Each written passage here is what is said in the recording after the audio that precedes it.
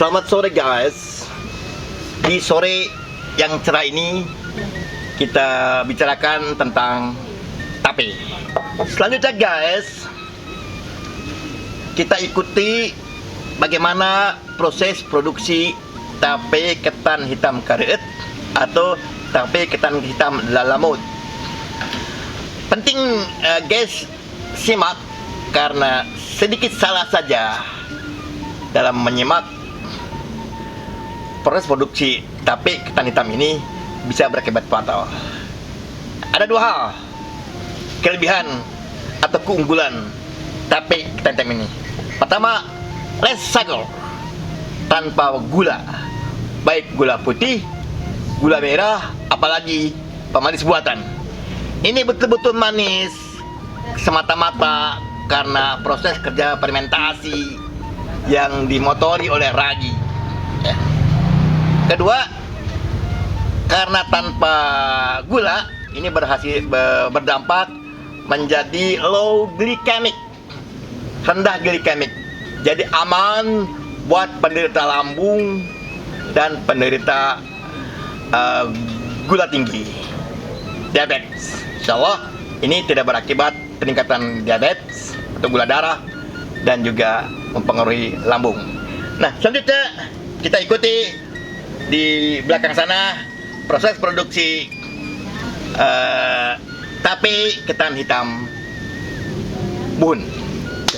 Nah guys, pada kesempatan ini kita lanjutkan dengan pemaparan tentang proses produksi tape ketan hitam buhun. Nah, proses produksi tape ketan buhun yang kami buatkan sudah sesuai dengan SOP, standar operasional prosedur yang kita bikin sendiri. Kita awali dari beras ketan yang diambil dari karung beras ini.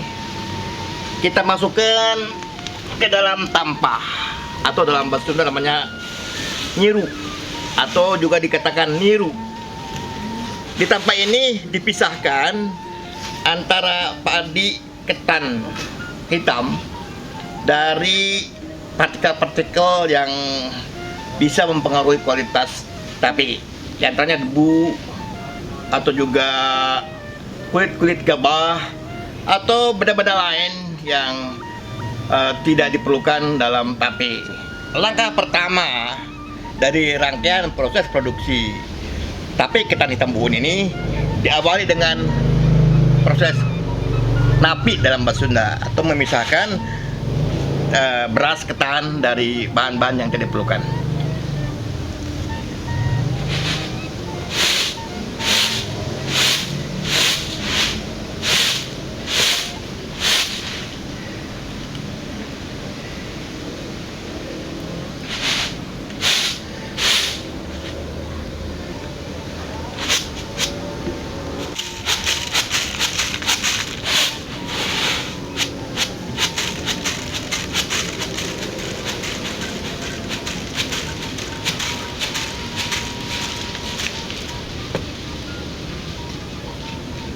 Nah guys, bahan-bahan yang diperlukan untuk pembuatan tape ketan hitam buhun ini selain tadi berupa beras ketan hitam, juga ada di sini ragi.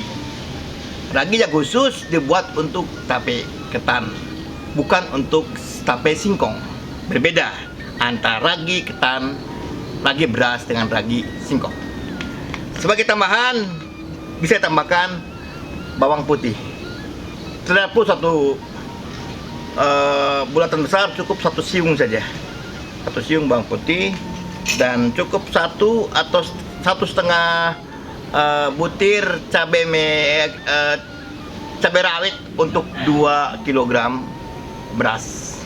Nah sementara ini ragi, satu butir ini cukup untuk 2 kg beras. Nah proses kedua atau proses selanjutnya setelah penapian beras tadi adalah perendaman. Nah beras yang sudah selesai ditapi kita rendam dalam wadah panci yang ada penutupnya ya. Ngapa pakai penutup? Saya menghindari apa namanya, termasuki benda-benda asing atau juga semacam bakteri, debu dan sebagainya. Makanya gunakan panci yang berpenutup. Nah, dalam proses perendaman ini beras tidak perlu dulu dicuci, tidak perlu dibasuh. Nah, itu dimaksudkan untuk menghindari hilangnya nutrisi atau mineral yang terkandung dalam beras ini. Proses penyucian akan dilaksanakan setelah perendaman selesai. Nah, perendaman beras dilakukan sedikitnya 50 jam sampai 70 jam atau 2 atau 3 hari. Kita perlu waktu untuk merendam apa namanya ini beras. Mengapa direndam? Karena kalau tidak direndam itu bisa berakibat si tapenya tidak halus tapi terasa kasar atau mentah. Nah, setelah tiga kali perendaman baru kita basuh sampai bersih, sampai betul-betul bersih dari kotoran-kotoran yang tidak diperlukan. Oh ya, perlu dicatat, setiap hari air rendaman ini diganti dengan air rendaman baru. Jadi kalau kita rendam 2 malam, berarti kita ganti di hari pertama dengan air baru, ditambahkan air ke tempatnya, ke beras yang sudah kita ganti airnya, sampai pada hari berikutnya. Jadi kalau 2 hari, 1 hari gantian air, kalau 3 hari kita 2 kali ganti air. Selesai perendaman, kita basuh sampai bersih. Selanjutnya kita tiriskan dalam wadah atau tempat berupa bisa buka boboko atau ceting dalam bahasa Jawa atau bakul sampai airnya tiris jatuh ke bawah.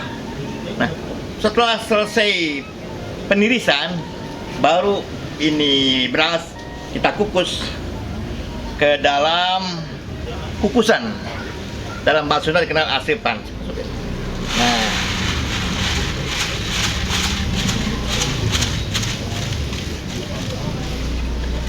kita kukus sampai setengah matang, tentunya dengan berpenutup setengah matang sehingga terasa sedikit lembut ya, tapi jangan terlalu matang, karena terlalu matang tidak bagus buat dibikin tape, dan sudah nasi nantinya gitu loh.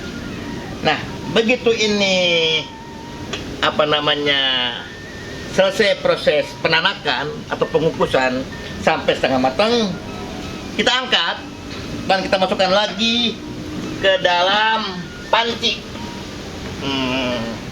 Nah, jadi ini tadi yang sudah dikukus kita masukkan lagi ke dalam panci. Untuk apa? Untuk ditambahkan lagi air. Tapi jangan salah, jangan pakai air bekas kukusan yang terdapat di dalam seng atau dandang ini. Tapi gunakan air baru. Air baru, air panas. Jangan pakai air mentah. Gunakan air panas yang baru, bukan air panas bekas kukusan. Nah, itu dimaksudkan untuk menghindarkan produk tape pan hitam yang kecut, asem kata orang Sunda ya.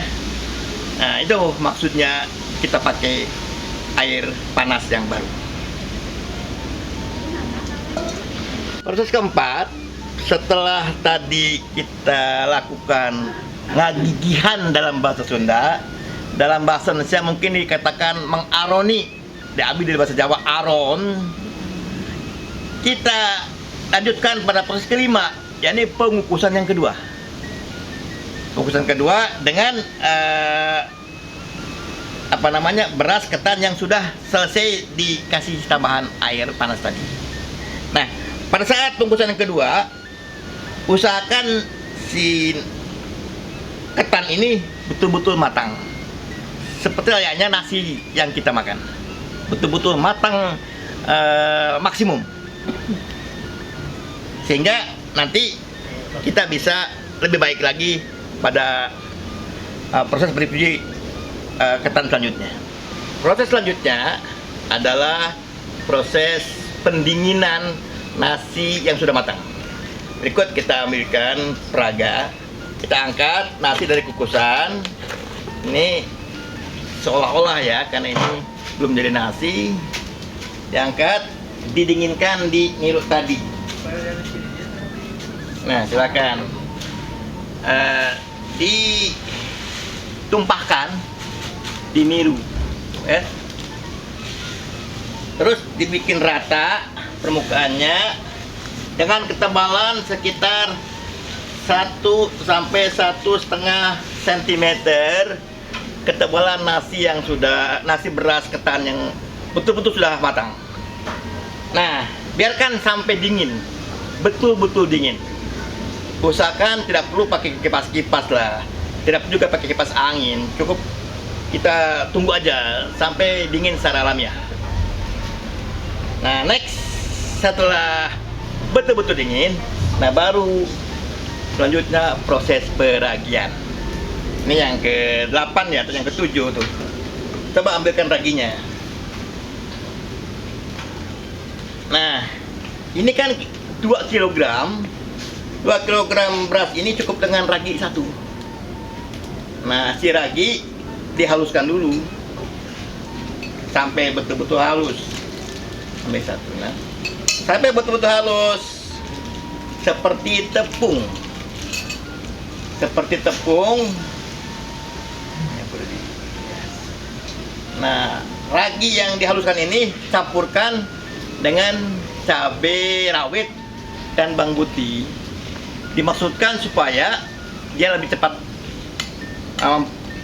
cepat matang, sehingga tidak perlu menunggu sampai 3 atau 5 hari.